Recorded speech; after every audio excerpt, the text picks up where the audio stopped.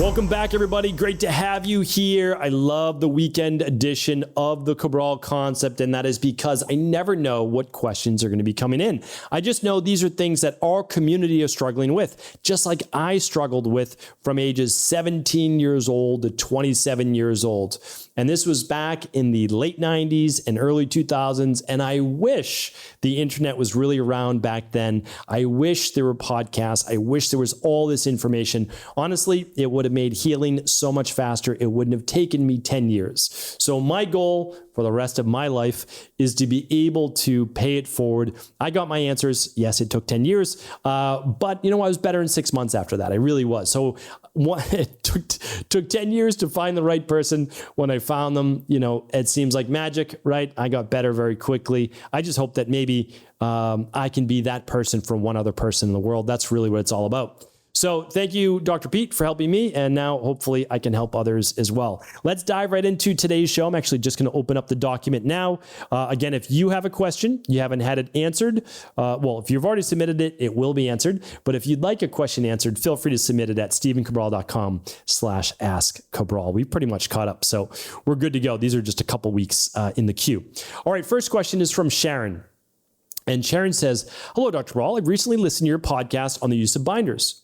I've also seen other functional medicine practitioners recommend IgG immunoglobulin supplements for gut issues. I don't see anything like this in your store, but the supplement is described elsewhere as binding toxins. Can you explain the difference between this and the other binders you recommend? And if you believe these supplements are useful for certain situations, and if and when they might be recommended versus the traditional binders you discussed? I also see this information to heal gut lining.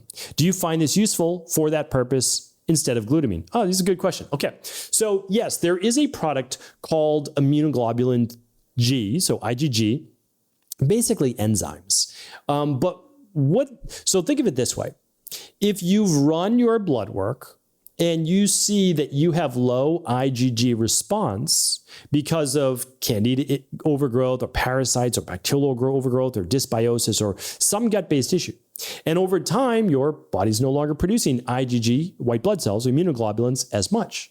What could you do? Well, you could supplement with some of those, but they're exogenous. So your body's not producing those. We don't use those in our practice.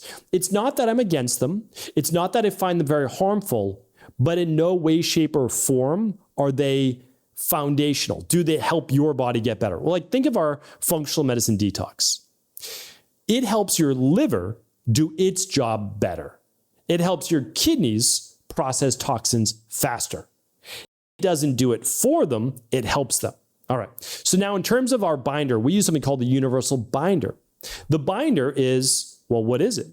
It's a name for bentonite clay, low histamine activated charcoal from coconuts, so a healthy non-synthetic form, fulvic acid, humic acid, great TUDCA, great nutrients that allow then for the binding up of toxins in the gut so that they don't go through the gut wall and instead they come on the stool. So very different things.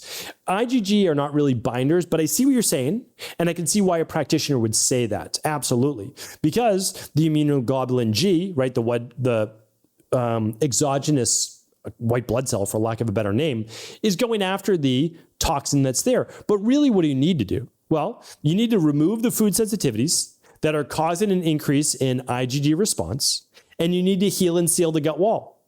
IgG is not going to help with that. It will decrease overall maybe toxins moving around because it goes after them, but it's not foundational. So maybe you use them for 1 to 3 months, no problem with that, while really working on the issue, which is the CBO protocol and the CBO finisher, which heals and seals the gut wall. So CBO finisher, then CBO protocol, that's really what ultimately heals you forever and not a temporary thing like adding more IgG enzymes. Hopefully that makes sense. Okay, but it's a great question, really great question. And hopefully I was able to answer it. Lee's up next. Hi, Dr. Cabral. I wanted to tap into your expertise as I've noticed a change and wondered what could be behind it. I'm a 42-year-old female, relatively fit and healthy, but could do a better job in all areas. Well, we all could, Lee, so no worries at all. I've noticed both of my eyebrows are starting to thin at the outer edge, so from the bridge of the nose. I'm now having to use an eyebrow pencil to color that part in and even them up.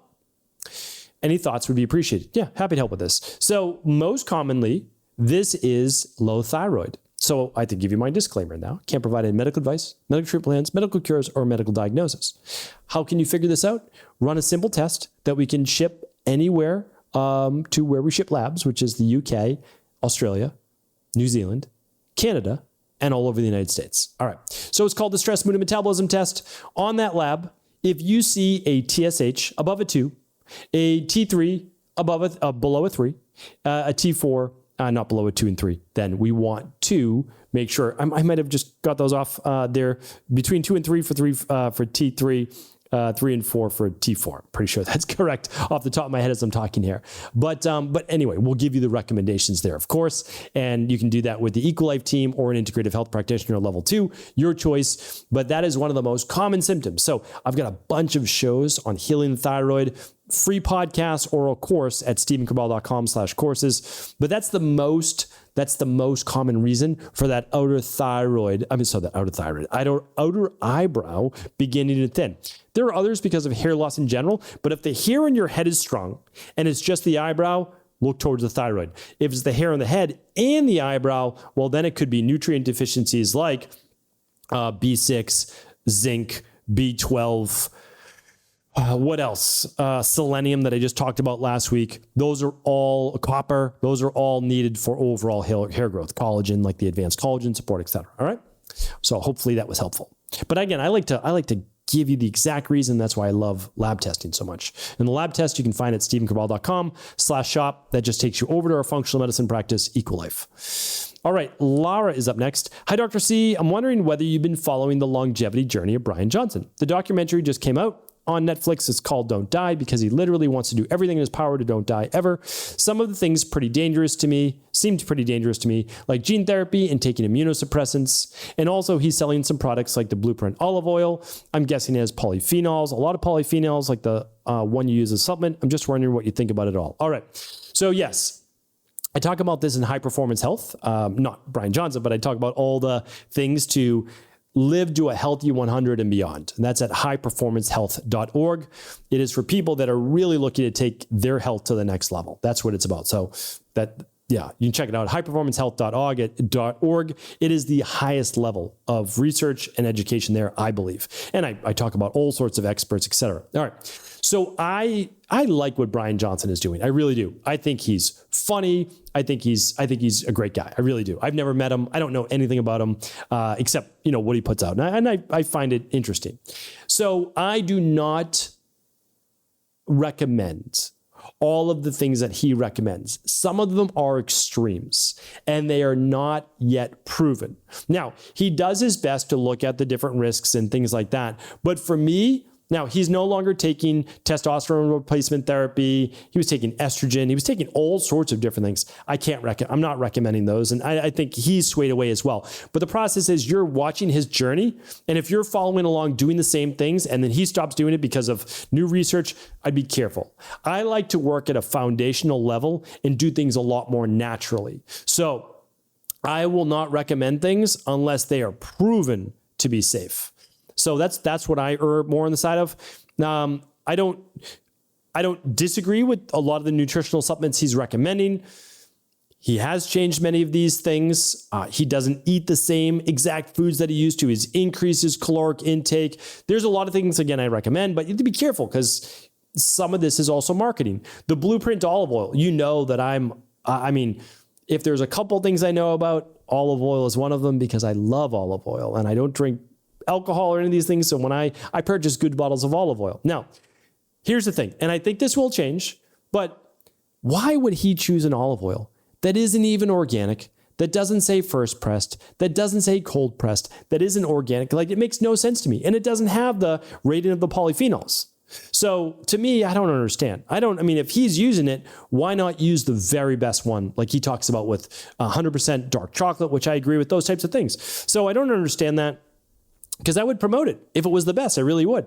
But I recommend a lot of other great brands. PJ Cabos is one of them.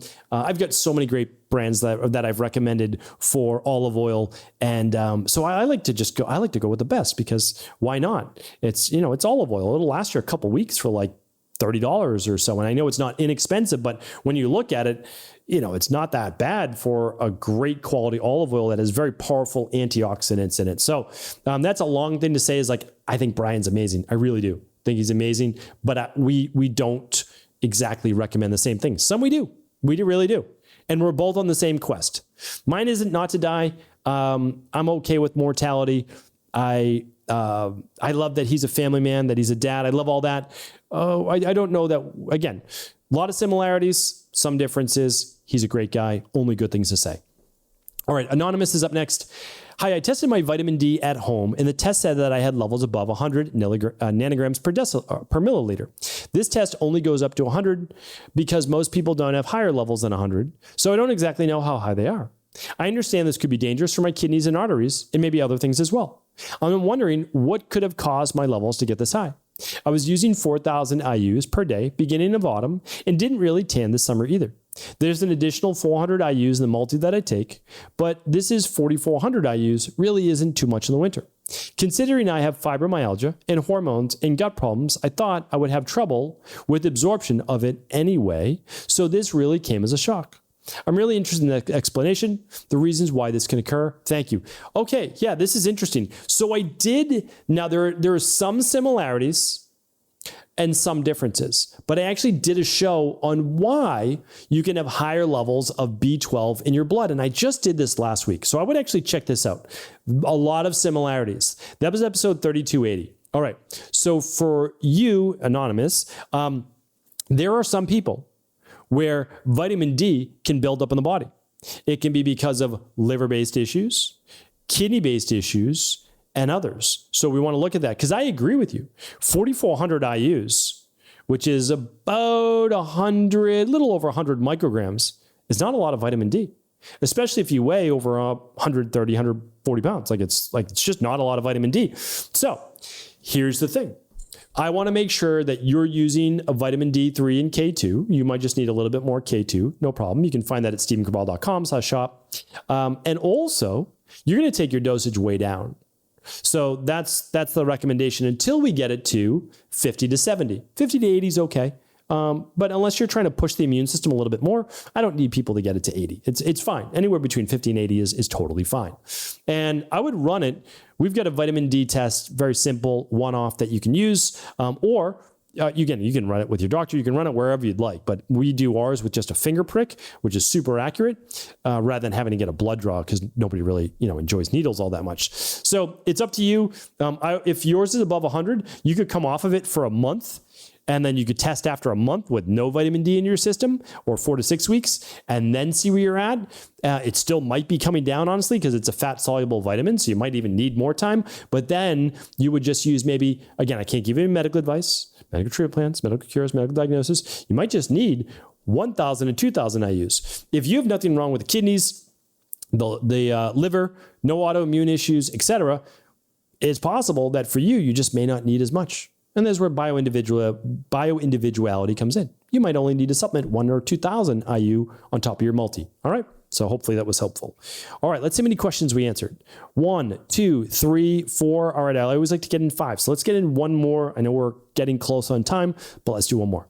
This one's from Anonymous, maybe the same Anonymous. I was reading about vitamin D and a naturopath I follow is really against supplementing with it, considering it's a corticosteroid hormone. And if we live where there's no sun strong enough in the winter months, the nature obviously didn't intend for us to be having it during those months. That is wild that someone told you that, but let's go on. She says that the test only looks at reserves and there is no way of knowing how much active vitamin D you have. Supplementing with it, therefore, taking hormone therapy, that we should get it from the sun exposure in the summer months and then use up those reserves in the winter as nature intended. I really value your opinion, so please explain in depth. Well, I mean, that is it's just not true. Like in any way, shape, or form, it's not true. It would take me a couple hours to give a seminar on how vitamin D works. Let's just go brass tacks. Your vitamin D levels should always, and yes, it's reserves because it's a fat-soluble vitamin, just like A, K, E, and vitamin D. Corticosteroid almost nobody uses that term. I love the use there. I've almost never seen anybody use it. It's literally all that it refers to is a steroid hormone, a specific steroid hormone, what's called a broken B ring. That's literally all that that means. But here's what it is. If you can say, well, nature only intended us to get vitamin D during the summer and then not during the winter, it's a wild accusation. And the reason is that would mean that humans were intended to live in places like Maine during the winter, which is like you would die in nature. Most people, almost everyone, until we were able to learn things like true hunting and farming, and even obviously you can't farm during the winter, but being able to store up agriculture, get shipping. So humans were really meant to live in warmer places. And by all accounts, that's where most humans came from and then migrated to different areas once they were able to survive a winter, right? Like that's the truth. But then low vitamin D levels can lead to things which affect the bones and hormones and so many other things. So I can't agree with that in any way, shape, or form, because I can show you as vitamin D levels decline, so does immunity, your heart function, your blood sugar metabolism, and hundreds of other processes in your body. So I'm going to keep it at that. I don't think that is correct information, and science, like modern day science, does not back that up. So that's a theory that they have, which is fine, because true science always questions science, and I love that. But then this individual needs to prove that out with the science that you're meant to have high vitamin D during the summer and then declining levels during the winter. Because I can tell you that you can have good vitamin D levels from the sun if you live near the equator all year round. So from like if you live in Florida, you can get vitamin D all year round from the sun, but you can't in Maine or Montana, right? Like you can't, like it's just not happening. So I'm going to keep it there. In our practice, what we recommend, based on the best science and research over decades now, is to keep your levels between 50 and 70 year round. So hopefully that was helpful. I appreciate everybody writing in. And I don't mind disagreements at all, because I'm always keeping an open mind as to what the best science is, and also what do they believe many thousands of years ago. And if you look at ancient Ayurvedic medicine, well, they had the luxury of being in the sun. They have the luxury of being able to boost those vitamin D levels through the sun. Not everybody has that. If you have access to the sun and you can raise your vitamin D levels that way, amazing. For others, other people need a supplement. All right. Take care, everybody. Hope you had a great day. I will be back with another Cabral House Call tomorrow. Until then. Thanks so much for tuning into today's show. Before you go, don't forget to hit that subscribe button. I want to make sure that you're getting our daily content, not missing out on anything functional medicine, wellness, weight gain, weight loss, anti-aging, living longer, stronger, and all of the most cutting-edge research. And if there's any topics you want to hear, feel free to leave them in the comments below. Take care.